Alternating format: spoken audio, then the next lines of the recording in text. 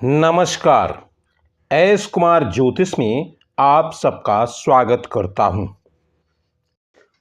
आज हम बात करेंगे सूर्य की महादशा में चंद्रमा की अंतर्दशा के फल के बारे में। तो आइए जानते हैं। यदि चंद्रमा लग्न से केंद्र या त्रिकोण भाव में बैठा हो, यानी कि या तो वो केंद्र में ही बैठा हो, यानी कि प्रथम भाव, चतुर्थ भाव, सप्तम भाव या दसम भाव में बैठा हो, या फिर वो त्रिकोण भाव में बैठा हो, जैसे पंचम भाव या फिर नवम भाव में बैठा हो, तो यहां पर सूर्य की महादशा में चंद्रमा बहुत ही अच्छा फल देते हैं। वह यहाँ पर मांगलिक कार्य करवाते हैं।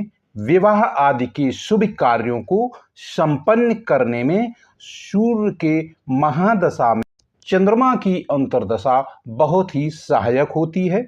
साथ ही धन धान में वृद्धि होती है। सभी प्रकार के क्षेत्र में चंद्रमा यहाँ शुभ और फलदायक होता है। यदि चंद्रमा चतुर्थ भाव में बैठा हो, तो यहां पर चंद्रमा बहुत ही अच्छा फल देते हैं। धन धान, पशु, वाहन आदि का बहुत ही अच्छा सुख देते हैं। और यदि चंद्रमा अपनी उच्च राशि में बैठा हो या फिर अपनी ही राशि में बैठा हो, तो यहां पर चंद्रमा की अंतर्दशा व्यक्ति को पत्नी सुख, धन धान के आगमन का प्रवाह बढ़ता है, पुत्र का लाभ होता है, सभी प्रकार के सुख में वृद्धि होती है एवं सरकार की उसको कृपा प्राप्त होती है। और ऐसे समय में जातक अपने लक्ष्य को प्राप्त करने में काफी सफल होता है। और यदि चंद्रमा क्षीण हो, यानी कि कमजोर हो, या फिर पाप ग्रहों के साथ बैठा हो, या फिर 6, 8, 12 भावों में बैठा हो, तो जातक को स्त्री पीड़ा, पुत्र पीड़ा, विषम परिस्थिति, लोगों से वाद विवाद, सेवक आदि का नाश होने का भय रहता है। यानी कि यहां पर चंद्रमा अच्छा फल नहीं देते हैं। सरकार से विरोध होने का भय रहता है। धन धान पशु आदि का क्षय होता है, यानी नाश होता है।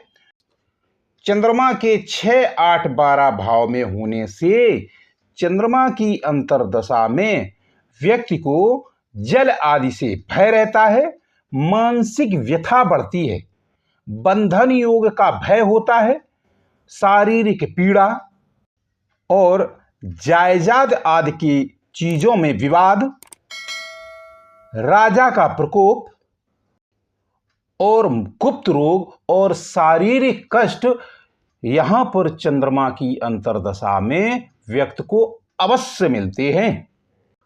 और यदि चंद्रमा दशाधिपति यानी कि सूर्य से 11वां, 9वां, पहला, चौथा, 7वां और 10वें भाव में बैठा हो, यानी कि यदि सूर्य लग्न में बैठा हो और चंद्रमा 11वें भाव में, 9वें भाव में, प्रथम भाव में, चतुर्थ भाव में, सप्तम या दसम भाव में बैठा हो, और वह शुभ हो, यानी कि उसको कोई पाप ग्रह ना देख रहा हो और ना ही उसके साथ कोई पाप ग्रह बैठा हो, तो ऐसे व्यक्ति को, ऐसे जातक को भोग की प्राप्ति होती है, भाग्योदय होता है, व्यक्ति को संतोष बढ़ता है, स्त्री सुख, पुत्र सुख आदि में वृद्धि होती है, राज्य से सुख प्राप्त होता है, विवाह यज्ञ आदि के शुभ कार्य होते हैं,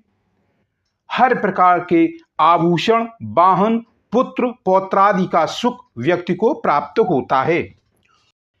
यहां पर यदि चंद्रमा द्वितीयेश या सप्तमेश हो, यानी कि द्वितीय भाव का स्वामी हो या सप्तम भाव का स्वामी हो, ऐसे कह सकते हैं, या तो कर्क राशि द्वितीय भाव में हो या सप्तम भाव में हो, तो यहां पर चंद्रमा की अंतर्दशा में व्यक्ति को अकाल मृत्यु का भय होता है, उसके मन में शांति नहीं होती है, उसका मन अशांत रहता है, कई प्रकार की शारीरिक पीड़ाएं ऐसे व्यक्ति को भोगनी पड़ती हैं। यह था सूर्य की महादशा में चंद्रमा की अंतर्दशा का फल। यह वीडियो यहीं तक, फिर मिलेंगे अगले वीडियो में। धन्यवाद।